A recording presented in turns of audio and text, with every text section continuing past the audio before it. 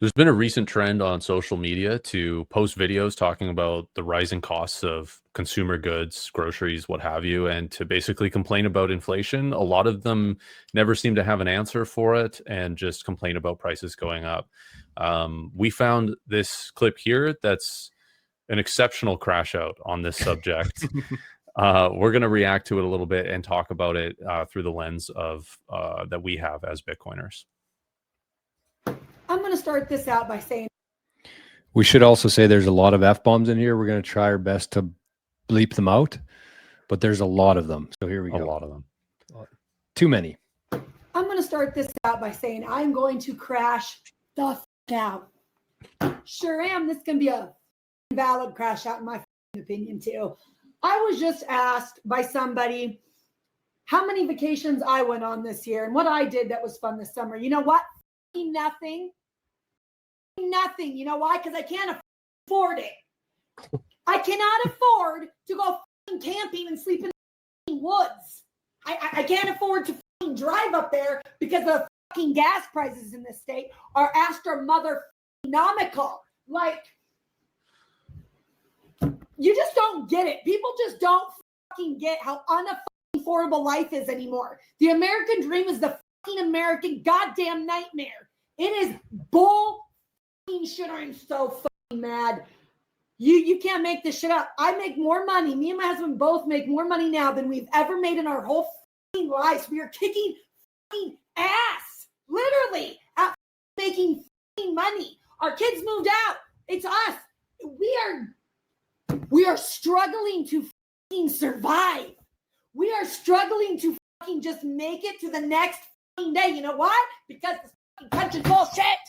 You can't do anything. You can't thrive. You cannot, not in this motherfucking, this economy can suck it. They can eat me. I'm so fucking done. The fact that I make over $2,000 a fucking week. You know what it is? It's payroll taxes. It's the gas tax. It's property tax. It's tax my mother. I can't. I am so done. I just want a couple days off to leave the shithole fucking state, drive over to Idaho, sit in the fucking sand, put my feet in the fucking water, and forget this bullshit. But can I borrow some money for gas? You know, because I only made $2,800 last week. And, you know, this everything.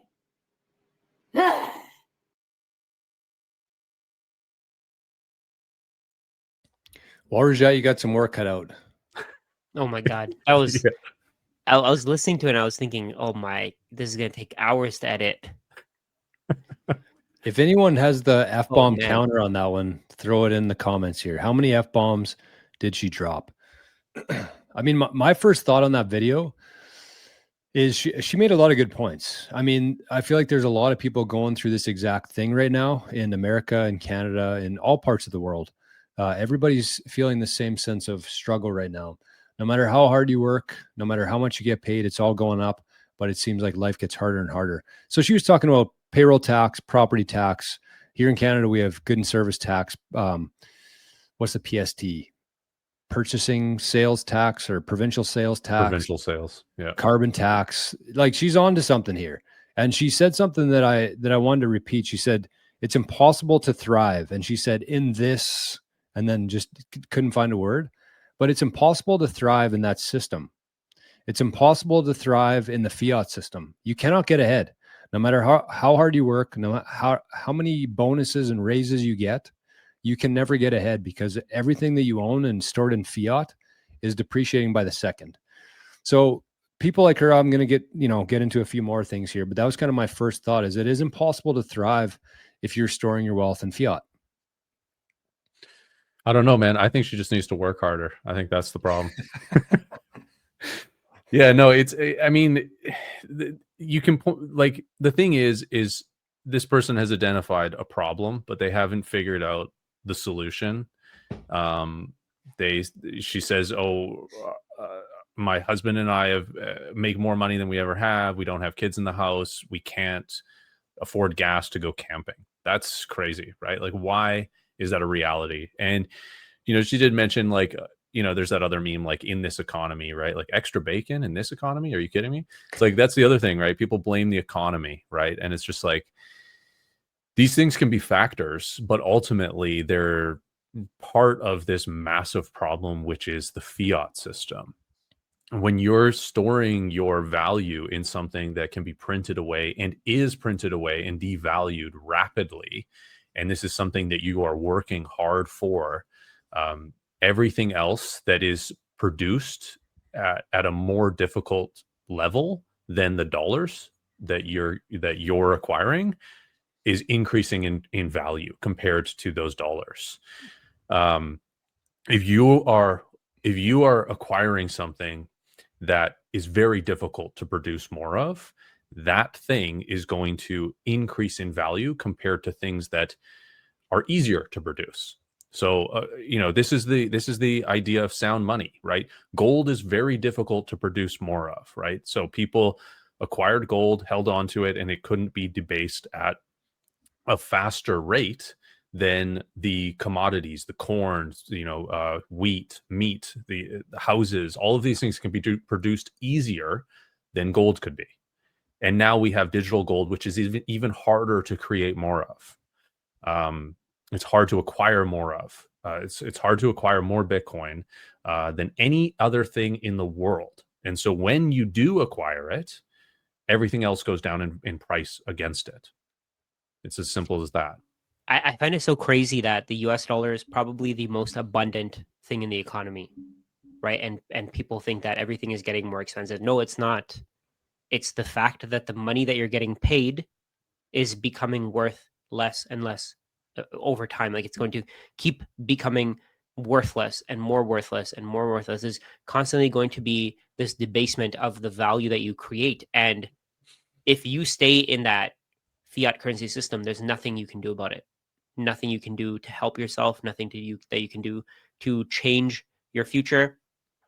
You have to change something fundamentally. There's this concept that I was when I was doing the CFA stuff, there was this professor whose videos I'd watch. He was talking about garbage in, garbage out. So if you start with garbage, you're going to end up with garbage, right? If you, let's say, for example, you make so you're a film producer. If you start off with shitty actors, you're going to end up with a shitty video, right? If you start off with shitty ingredients and you're trying to make something, you're going to end up with a shitty product at the end of it, right? If you go to a restaurant, if you go to a high-end restaurant, they don't want to start off with shitty ingredients. They'll do whatever they can to source better ingredients. Yeah. Right. And that's exactly what's happening here. We are starting off with a shitty product. We're getting paid with that shitty product for our time, our energy, our labor, our skills. We put all of our lives into gathering the skills that we need to offer value in the economy, in the fake economy, the economy, and it's all garbage because we start off with fake money. We start off with fake money that we can borrow to get an education. People don't actually want to get an education. They just get an education because they think that it'll get them more money. So you keep going and you keep spiraling down this path where the education is worth nothing. The money that you get is worth nothing. The skills that you're acquiring are worth nothing. You can't transfer those skills to other things. Instead of going to school, I think you'd be better off trying to start a business. Right. And that's where the garbage in, garbage out comes in, where if you start a business, you're learning these skills that will end up not being garbage, and you can use them in other parts of your life instead of wasting your time, your energy, your skills, going to school, spending tens of thousands of dollars to work a job that you end up hating. What kind of life is that? And I was kind of laughing during the video because she kept swearing. Yeah. And the person who's watching it, you're probably not going to hear the swear words because I'm just going to cancel. We hear a lot of bleeps. There's probably not even bleeps. They'll just be silent, right? Okay. And maybe I'll add in a F-bomb counter for you, Jor. But watching the video, you can tell that she was really frustrated, and you can't blame her, right? I was laughing during the video, but at the end of it, I mean, it's really sad, the fact that she's having to do this. And think about it, before TikTok, before Instagram, before YouTube, how would you have communicated this information to friends Well, and you would family. just yell at the sky, and it's getting the same effect pretty much. Yeah. Yeah, or you'd hang out at a, at the in your yard with your friends around the fire, drinking beers and complaining about prices. Like that's all you could do, right? You could, it's a terrible situation. And But if yeah, nobody makes the connection that the money is shit and not the That's the product, whole thing. Yeah. right? The more people that look at this, the better the connection can be made, and the more we can spread that connection out to other people so that they leave the system. Well, at that point in your life, like, okay, so a couple different things and thoughts in my head. Number one, she said she's making $28 or $2,800 a week. So obviously she's doing something where she's adding enough value to get that in return. Like that's nothing to joke about. Like if I was making $2,800 a week, I would be probably, I don't know, somewhere else right now. But like that's a lot. The problem is she's just living in the wrong system. That's the whole problem. And Forrest, you brought something up here. I actually have the exact same picture on my screen that I was going to bring up. So that's kind of interesting. But the other part of that too is like for somebody who is working noticeably harder, making noticeably more money, but still getting further and further behind, do you really think that the solution to that is setting up a phone in your kitchen and yelling and dropping a bunch of F-bombs? Like, what does she think's going to happen? A fairy's going to drop some cash out of the sky on top of her head? Like, maybe start with why. Like, well, maybe start with why. Why is this happening? And people will say, well, she doesn't have time. She's working too hard. That's BS. You could wake up an hour earlier. You could cover your lunch break. You could, instead of watching Netflix at night, you could start asking questions and figuring out, hey, something's wrong here. Maybe I should try to find a solution to it instead of yelling at my phone like a crazy person. If she has time to make that video, it probably means she's like scrolling. That's what I mean. Media, at least sometimes, right? Well, the other thing here too is like she makes $2,800 a week, right? That's what she said. If she even took time off, made less money, but used that time off to educate herself about, how to save money and how to, like what the money system is and what Bitcoin is and all this stuff, like she's going to be much wealthier because of that. And that goes to that sailor quote of we spend like thousands of hours of our life working. You need to at least spend 100 hours learning how to save in something that does not leak value, right? It's just like, why? Well, why do we, that's kind of it, right? It's like the solution that a lot of people think of. And I said it as a joke. Oh, it sounds like she's just not working hard enough. That is what a lot of people think right away. And they think, oh, you just need to earn more money. You just need to earn more cash. And it's like the idea of like polishing a turd. It's like, you just need to polish this turd more to make it nicer. It's like it's a turd. The US dollar is a turd, right? Like there's no getting around that. Like you need to rebase yourself on something sound, and that thing is Bitcoin. And yeah, if you want to pull up that picture, actually, Jor, I'll talk about that right now. That's the other thing I was going to say there too, is like with if somebody, like I'm sure there's a lot of Bitcoiners out there who store their wealth in Bitcoin who are earning way less than $2,800 per week and are way less stressed, working way less than she would be. But just because they're saving their money, they're measuring things in a different world, like Forrest is going to show here. It makes all the difference. Yeah. And it's really tough because it sounds crazy for all we're saying here is, oh, Bitcoin fixes this. Bitcoin is the solution here. Just store your value in Bitcoin and you will be wealthy. And it sounds stupid because it sounds so simple, but it is true. And this is a visualization of that. This is all like, because the new iPhone just came out, these are the iPhones throughout time, different years, right? Starting in 2011, and the cost of these iPhones in Bitcoin. And these have remained the same dollar value. I mean, a lot of these iPhones cost, $1,000, right? Something around there. And the technology is getting better every single year. So it's actually deflationary, even if the dollar amount stays the same. Mm-hmm. Plus those dollars are going down in value too. But in Bitcoin terms, nominally, it's gone from 162 entire Bitcoin to 0.014 Bitcoin to get the iPhone 16 in 2024. And this relates to everything. This is gas prices. This is home prices. This is the taxes she's complaining about. All of that gets cheaper if you're pricing it in Bitcoin.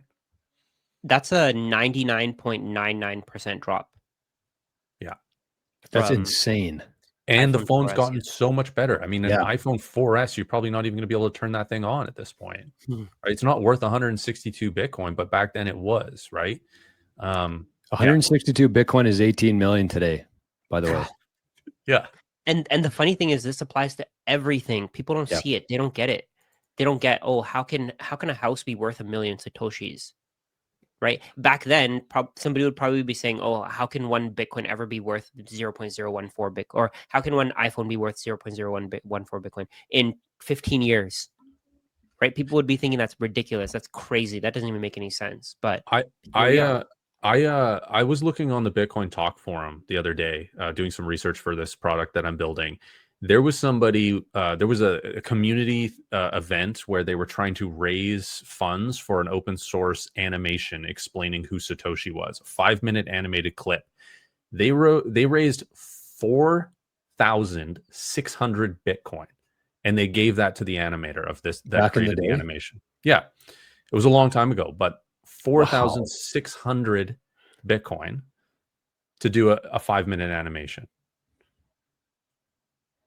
What's that worth today? A lot. It's insane. And that's the other thing too, is like, you know, people might be hearing this and say, well, okay, I make $2,800 a week. My life is miserable. Just because I'm saving in Bitcoin, that's going to change everything. Well, yes, for one. But the other part of it too is like much more than just retaining your purchasing power over time. It's becoming a Bitcoiner. You change a lot of different things in your life. I'm sure that she spends half her paycheck on Amazon or on whatever. Like becoming a Bitcoiner and seeing that your wealth isn't just melting every day, that you can actually hang on to this for a while and it's going to be worth more in a year or 5 years or 10 years, your spending habits change. And I know for a fact, just based on her house, that her mortgage is not taking up $2,800 a week. So clearly that's going somewhere. And so that's, as a Bitcoiner, you change what you want versus what you need. And what you don't need, you put into Bitcoin so you can have more of what you want in the future. And it's not an immediate thing, right? This is a gradual thing. Right. I mean, it happens relatively quickly, like over months or a couple of years. But as you save in Bitcoin, that's going to increase in value. And as you see that increase in value and you learn more about it, exactly as George said, you're going to reevaluate these wasteful things that you're doing. You're going to reallocate money towards more Bitcoin, and you're going to see the benefits of all of that. It's going to change who you are as an individual and what you believe, and all sorts of different knock-on effects. But it will take time. It's not an immediate fix. There's no such thing in the world for basically any problem that ever existed. There's no such thing as an immediate fix, especially without consequence. So Bitcoin is not an immediate fix. You have to understand the volatility that comes with it. You might buy it at a local top, and then all of a sudden you're 20% down. And you think, oh, well, I got tricked. I got tricked by these 3 Canadian guys who told me this was going to solve every issue that I've ever had in my life. And it's like, over time, right? Over time, this thing does, right? It does solve all your issues. We saw it. iPhone 4 came out in 2011, right? And now we're in 2024. So over that time, it has stored value better than anything over the time. Bitcoin has stored value better than anything, and everything else has gone against it. There's a couple years there where that's not the case because of the volatility of Bitcoin. But that's something you have to begin to understand and recognize that this is, I mean, we live many years in the world. So if there's a solution that does take a couple years to create a fix to your problem, then it's probably worth investigating that solution and seeing if that's right for you. I think, what was I going to say there? I mean, from my own experience with this, like kind of what you're saying there, Forrest, is like perfect, because I went through that exact same thing where I started looking into precious metals, because when I found out the dollar is an illusion and completely broken on a one-way train off a cliff, I started buying some precious metals, some cryptos, and then finally got into Bitcoin. And I bought the top pretty much, essentially. I sold my rental house, bought the top, and then I had to spend 2 years watching my net worth just go down and down and down and down and down. And, you know, because of that, instead of going out and buying supper or buying this, I just bought Bitcoin instead, because the price is lower now. I can buy more sats for the dollars that I have. And then 4 or 5 years later, like everything in my life is very cheap right now. You know, over that. So the first 2 years weren't that way for me, but then the next 2 years, if you make it through 4 or 5 years in Bitcoin, it is going to have a very positive impact on your overall financial situation and your purchasing power, your wealth. I think that's one of the things that really separates the people who eventually become wealthy versus the people who don't. Yep. The time horizon, right? So let's say, for example, I don't know that person, but chances are that if she were to look at the Bitcoin chart, she wouldn't even pay attention to 4 years ago, right? She'd probably look at a month ago, and she'd see the price went from 125K to 113K, and that's all that would matter. The chances are that that's the case with her, right? A lot of people think that way. It takes a lot of time to actually wrap your head around the fact that Bitcoin's price is like the short-term time horizon is it's a distraction, right? It's a way for you to get shaken out, right? And most people don't want to look at that. Most people don't see the long-term solution. They want that get-rich-quick scheme. They want that way to not have to suffer through the volatility. But I don't think that's the way to go, right? Everything that we have today is based on these short-term solutions.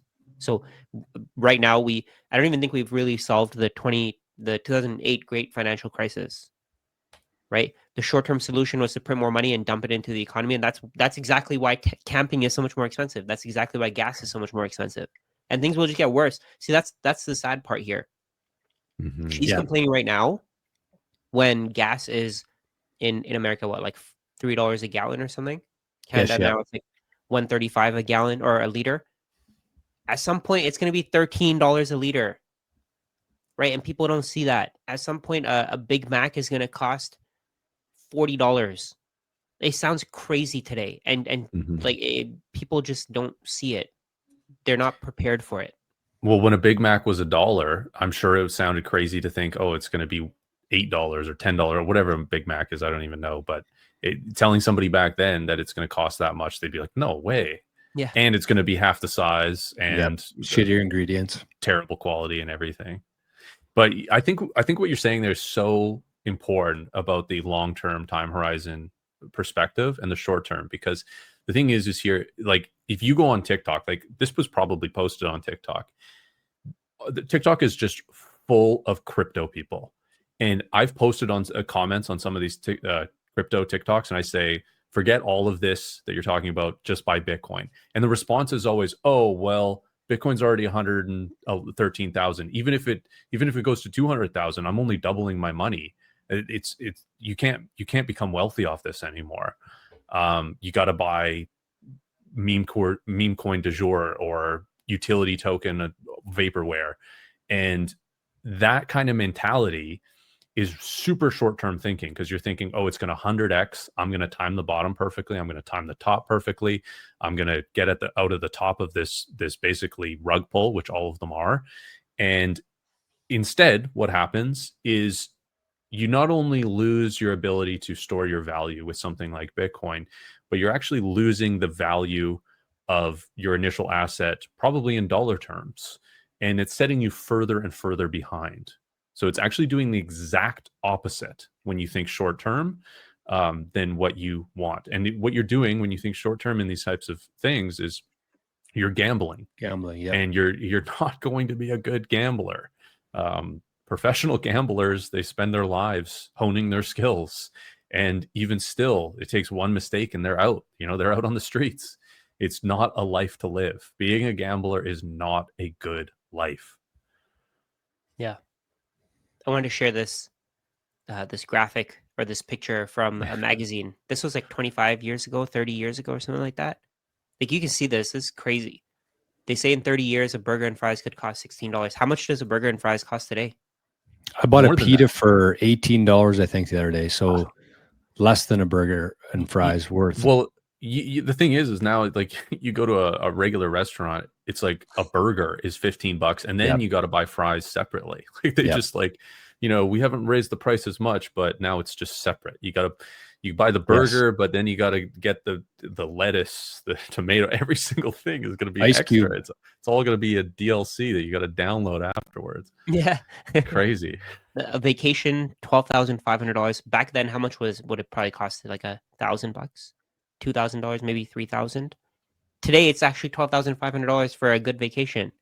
Oh yeah, Right? Like if you have a family of 4 that you want to go on Yep. vacation with, minimum 10K. easily. Yeah. Minimum, like that. And that's probably like if you skimp out on things, right? If you don't go for the high-end hotels, if you don't get the Mhm. high-end meals, like you're going to be buying low-end stuff, and you're probably paying more than this. A basic car, $65,000. I don't think we've actually reached that yet. I think right now you'd get like a mid-tier SUV for that much. But Yeah. at some point, if this will be the Mhm. case, I mean, we'll reach it. We'll reach that at some point. I believe in America. I believe in the economy destroying people's purchasing power and transferring it over to other people. I know that'll happen. Yep. The reason why burgers and fries are already there is because people love burgers and fries. A bunch of fatties walking around the earth right now, just consuming seed oils, just like shove it in their throats, so that they're willing to pay for that. Where there's less people that are able to go on vacation, so the price hasn't got maybe. Actually, it probably is that much. I talked to a guy who took his family. It was like 50 grand to go to Disneyland. So Mhm. it's like, Wow. but a car, yeah, less people have cars now. More people are Ubering around or walking or biking because they can't afford to buy a car. So the demand for cars have actually come down, which probably hasn't got the price yet to 65K. But if you want like a decent truck nowadays in Canada, it's $100,000. I think the other thing too is there's been a huge amount of technological improvements on the manufacturing side and the scaling side Yeah. of building cars. They've had to become hyper efficient. Being a car manufacturer is probably one of the worst businesses you could ever do. It's super capex heavy, all this stuff. But the input costs of burgers and fries and vacations, which is all the labor that goes into it, all the fuel and everything, those input costs are not as deflationary, as something like a car is. So the reason that this is skewed a little bit with cars being a little underpriced in this prediction is, I would say, because of exactly the fact that human ingenuity and what we do is deflationary, and it affects certain things more than others. The input costs of the meat and the potatoes, the oil, that stuff is deflationary, but less so than what we've been able to technologically advance from this picture with the manufacturing process of cars. I would say that would be my reason why. And look at the bottom here. No problem. You'll eat in. You won't drive, and you won't go anywhere. Yeah. Isn't that exactly what she's complaining about? That's exactly what she's talking Right? about. They predicted this like 30 years ago. That's wild. And it's about to get worse. It's about to get worse. I mean, the big print. I think the only way out of this for the system that has created the problem is to print more money and to devalue the currency even more, which will just make all the money that you're making, again, 23 or 2,800 or whatever it was a week. That sounds crazy to me right now, but think about this lady in this picture. If somebody was making that, oh my God, they would have been just an insanely wealthy, in the Hamptons, whatever they wanted to do with that kind of money, to some respect.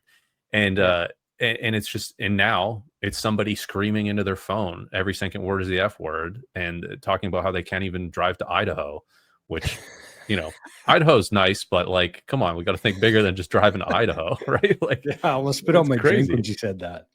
It's true. And these Idaho are is actually pretty nice, though. I don't know if you guys have been there. It's pretty sick. I haven't been there. I haven't been there. Shout These are out my predictions Idaho. for the next 30 years. What do you guys think? Sorry? These are my predictions for the next 30 years. 30 years?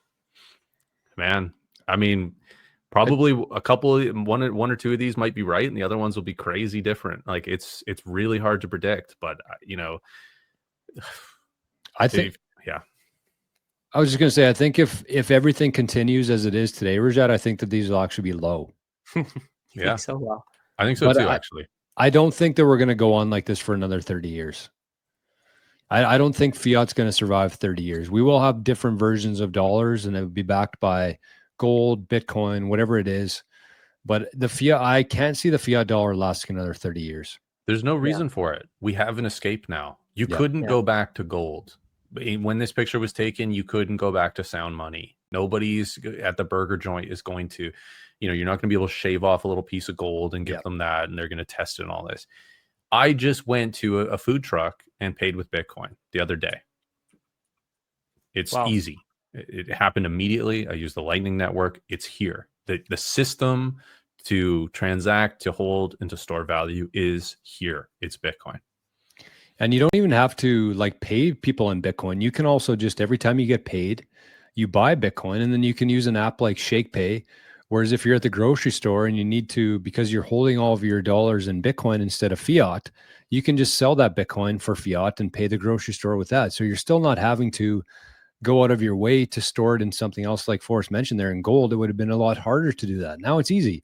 You get paid, you convert it to Bitcoin. When you need to buy things, you can swap it back into fiat in like less than 1 second. I do this every time I go to the grocery store. Since I store it all in Bitcoin, I just swap it instantly into fiat and pay my grocery bill. Do you even need to do that, or it does it for you? It automatically swaps it?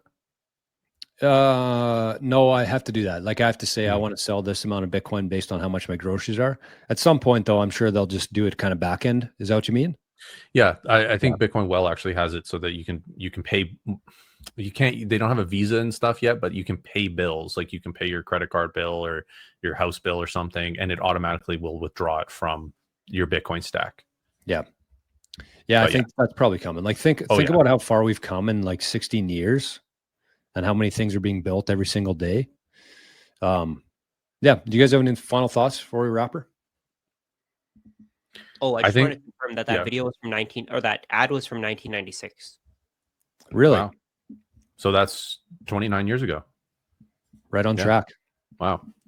I would just say, don't be like this lady, right? If you have a problem, if there's a big enough problem in your life that is causing you this much stress, like she's incredibly stressed in this video. Like I don't know how much of it is put on, but it seems pretty authentic actually. Yeah.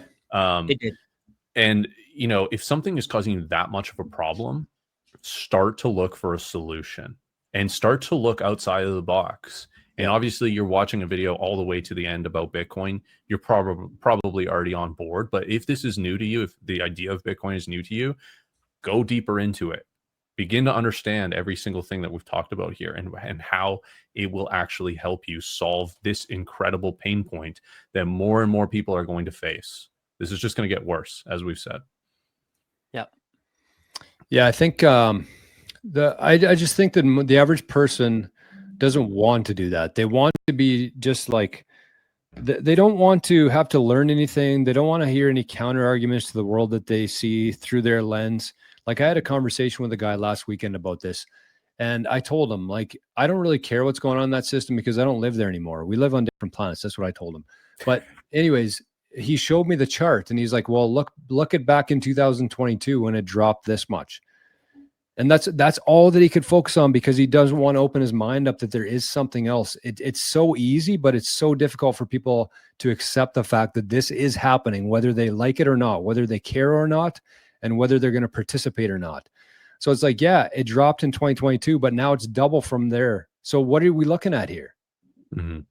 But they just don't want to accept that. They just focus on the worst things about it so they don't have to, do anything different in their lives. And it's going to cost a lot of people a lot of wealth. It's doubled from the peak of last time, but it's 10x from the bottom of 2022. So it's all relative. And maybe it's as simple as like figuring out a portfolio allocation that does work for you. Like, you have a degree within your portfolio of things that are for different time periods. Like you have a month of fiat, you have 6 months of something more stable like precious metals or S&P 500. You have these are the assets that are, the volatility is worked out. The volatility risk is worked out within those time periods. Then you have a stack of Bitcoin that is your 4-year volatility gets worked out. I think the only thing that you really need is just cash and Bitcoin. Don't even mess with getting bonds. Don't mess with getting the S&P 500. I know you said there that it's more stable, but the S&P 500, if you go a long enough time horizon, it's possible that the S&P 500 falls, like there are other markets in the world, like Japan's stock market, China's stock market, they didn't recover for a very long time, right? So when you buy these assets, you have to have the right time horizon. That's key. You have to understand that if you hold for too short of a period, you might feel stupid. So make sure that you hold for long enough, because in that long enough time horizon, the market will make it so that the price goes up eventually. So short term, just hold cash. I think that's perfectly fine. I would say hold something like 3 to 6 months worth of cash. What do you guys think of that? 3 to 6 months worth of cash? I mean, yeah. I mean, it entirely depends on. It depends on the individual. I mean, even the portfolio that I designed, it's sort of like an intermediate step between getting to there. I would say, like, if somebody's really that worried about volatility, you can kind of look at the metrics of, like, on average, how long can you hold this asset until you're most likely to be nominally higher, right? And that percentage, like, S&P, it's like you're 70% nominally up if you hold it for like a year or something like that, like 70% chance that you're nominally up. I don't know exactly, but it's so that's a measure of volatility risk, basically, is what I'm saying. So there, if volatility is a serious problem for you and is permitting you from getting more invested into Bitcoin, then that might be a way to, like, step into it, is have different tranches of volatility risk assets. But I do agree with you that ultimately, probably the best portfolio, the most basic best portfolio, the combination of those two things, would be some short-term cash and all long-term Bitcoin. It can be as simple and basic as that, and you're going to outperform the vast majority of people. Yeah. Like for some people, it could be worth it to hold 4 years worth of cash, just because they're in that situation, right? If they have a fixed income, everybody's situation is completely different. So, like, I feel like it's, even for her, like, if she even had 1% of her portfolio in Bitcoin, she'd probably be much better off. Compared to she should, though. Like, kind of my point on this, as you guys were talking through that, I'm like, do you even need cash, though? Like, I don't keep much cash, but the difference there is I don't have a fixed income. I have I make money, right? And so that was the other guy's argument that I was talking to. He's like, well, what if Bitcoin crashes and you have all your wealth in Bitcoin? I'm like, well, I work, I add value to the world, and I get paid. And so I can meet my necessary requirements for my mortgage, for my car payment, for this, for that. I can meet those because I'm getting paid in fiat. That's the disconnect with people there. It's like, I'm getting paid in fiat. So even if Bitcoin went, dropped 90%, I'm still going to be okay because I'm still adding value to the world. I'm still working. It's different for somebody who's in retirement and they rely on their fixed income, whatever they have as fixed income, to pay for things. Then of course you need something that's more stable, like cash or gold or whatever. But like for somebody who's adding value and maybe getting paid in fiat, like I don't see any reason to hold cash personally. You know what, George? I got to answer this with, I woke up this morning, first email on my phone, your overdraft balance or protection has just been enabled. Your bank balance is negative $38. So there's your answer for me personally. But I again, exact same situation as you, and I have been making money, and it's in other places, and I just moved a little bit over, and overdraft protection and all that. But if I didn't, I'd be paying interest on that. So but each to their own, right? Everybody's situation is going to be different. Yeah, and there was I saw an article today saying that in the UK right now, as of September 1st, banks are limiting $3,000 worth of cash per day withdrawals. So it's like, that's why it's like, I don't want to have my money in the banks anymore because I don't think that they need to be around anymore. They are the biggest part of this problem. I shouldn't say like local banks, but like that whole system is what's causing all this stress. So for anybody out there listening to this, there's no sense in getting too mad about it. You might say, well, Bitcoin could go to zero. Yeah, but fiat is definitely going to zero. Yeah. You have nothing to lose at this point. Even if Bitcoin does crash, that means that the rest of the world has crashed before that. So that's not an excuse. Everything that you're coming up with is just a lie to yourself. It's laziness. And I think that people just need to get over that hump and the world will change. Or it's lack of understanding. And if you have a knowledge gap, you try to fill that knowledge gap. Yeah. That's all you do. And you be intellectually honest with yourself that you don't fully understand it, and you seek that information. Personal responsibility. Yeah. Personal responsibility. If you can't blame the system, you can't blame anybody else. If your life sucks, then do something about it. And if it still sucks, then ask yourself why it sucks and then try to fix it. So, and the other thing too is like those are problems, right? The taxes and everything that she talked about, 100%. those are 100% problems, but they are not problems that you can solve. They are bigger than what you can do as an individual. And when you're trying to solve those problems or trying to deal with those problems, it's going to drive you nuts. You're going to be screaming into a phone and every single word is going to be the F word, right? You're going to go crazy like that woman. Focus on what you can change and change it. Focus on what you can control. And that is your personal finance. You have some control over that. That's yes. I was going to say, focus on what you can control. Stop. Like, even making these videos, it's not really helping anybody. There's so many of them out there already, right? Like the video where she was just complaining, like, "Oh, this is wrong, this is wrong." Yeah, we get it. Yeah. There's thousands of videos like that already out there. Do something about it, because you can't change anything by making the video. It's not going to change anything. Even if Donald Trump sees it, it's not like he's going to say, "Oh, inflation needs to go down. Let's help her out. Let's give her some cash." He's not going to do that. Well, even he can't control it, right? Like the most powerful person in the U.S. government can't control it either, because the system is built. The system's built, and there's too many people that benefit from it. So, yeah. Yep. The other system's built too, though. It's the alternate monetary network, and you can just hop on board. Yes. Peaceful revolution. Exactly. Everyone's welcome. And if you want a little community to be part of with that, you can go to school.com/Maple Bitcoin. And you can join Forrest, Rajat, myself, and 150 or 160 Bitcoiners from around the world. So our idea here is that we want to start building the other system. We don't want to complain about what's happening here. We want to actually do something and collaborate with other people, learn from other people, build with other people, and just talk with other people. Because I'll tell you one thing, it's much more refreshing to talk to people like you than people like her. So consider joining the Maple Bitcoin School community. And if you learned anything from this video or enjoyed it, you can send some sats to that QR code right beside Forrest's head. So thank you, fellas. That was a great video. Hopefully everybody enjoys it. Send it to anybody in your life struggling from fiat derangement syndrome there. And we'll see you on the next one, fellas.